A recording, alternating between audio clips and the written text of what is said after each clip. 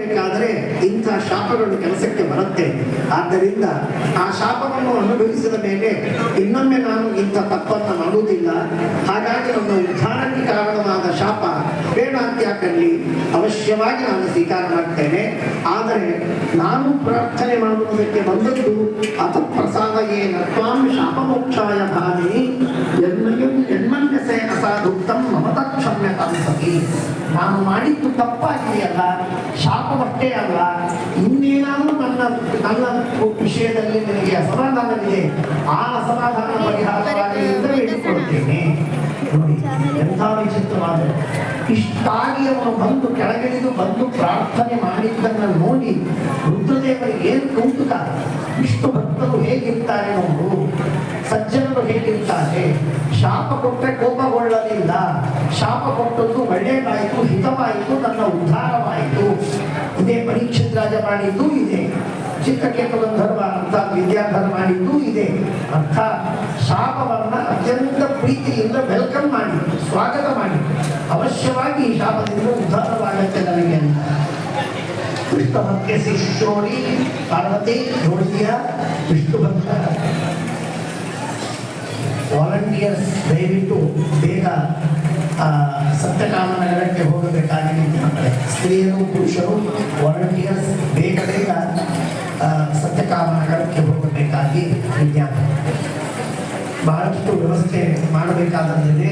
ಆದ್ದರಿಂದ ತಮ್ಮೆಲ್ಲರಿಗೆ ಪ್ರಾರ್ಥನೆಯನ್ನು ಮಾಡ್ತಾ ಇದ್ದೇವೆ. ತಾವು ಆಗ ಭಗವಂತನ ಭಕ್ತರು, ಸರ್ವೋತ್ತಮನಾದ ಭಗವಂತನ ಭಕ್ತರು, ವಿಷ್ಣು ಭಕ್ತರು, ಇದನ್ನ ಪುನಃ ನಾವು ತಿಳಿದೀವಿ. ವಿಷ್ಣು ಭಕ್ತರಾದವರು ಎಷ್ಟು ಸೌಜನ್ಯಪೂರ್ಣರಾಗಿದ್ದಾರೆ, ಎಷ್ಟು ವಿನೀತರಾಗಿದ್ದಾರೆ. ಅರ್ಥ ಏನು ಅಂದರೆ ವಿನೀತರಾಗಿದ್ದರೆ ಮಾತ್ರ ಅವರು ವಿಷ್ಣು ಭಕ್ತರು, ಅಲ್ಲದಿದ್ದರೆ ಅಲ್ಲೇ ಅಲ್ಲ ಅಂತ. ಅಂಥ ವಿಚಿತ್ರವಾಗಿ ಸದ್ಗುಣವಂತರೇ ವಿಷ್ಣು ಭಕ್ತರಾಗಲು ಸಾಧ್ಯ ಅನ್ನುವುದನ್ನು ತೋರಿಸ್ತಾ ಅಂತ ಹೇಳಿ ನಾರಾಯಣ ಪರರಾದ ಇವರು ಈ ರೀತಿಯಾಗಿ ಶಾಪವನ್ನು ಹುಟ್ಟನ್ನು ಸ್ವೀಕಾರ ಮಾಡಿದ ಅಂತ ಹೇಳಿದ ಮೇಲೆ ಅವನೇ ಮುಂದೆ ಶಾಪವನ್ನು ತೆಗೆದುಕೊಂಡು ಆ ಗದ್ದೆಯಷ್ಟು ದಕ್ಷಿಣಾಗ್ನವು ಅವನೇನು ತ್ವಷ್ಟ ಇಂದ್ರಶತ್ರು ವಿಮರ್ಧಸ್ವ ಅಂತ ಹೇಳಿ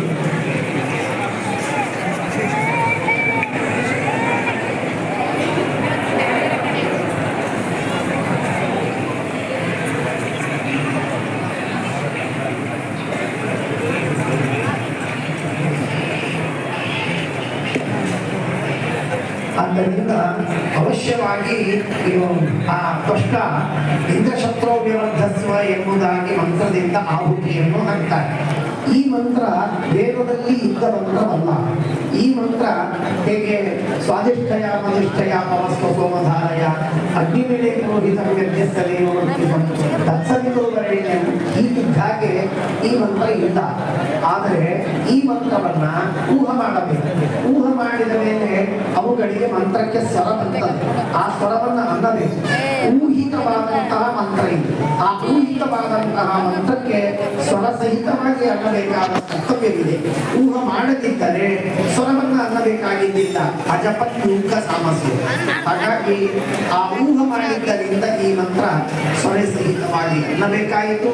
ಅನ್ನಬೇಕಾದಾಗ ತತ್ಪುರುಷ ಸಮಾಸವನ್ನ ಶತ್ರು ಎಂದರೆ ಶಾತಯಿತ ಸಂಹಾರಕ, ಇಂದ್ರ ಶತ್ರು ಎಂದರೆ ಇಂದ್ರ ಸಂಹಾರಕ.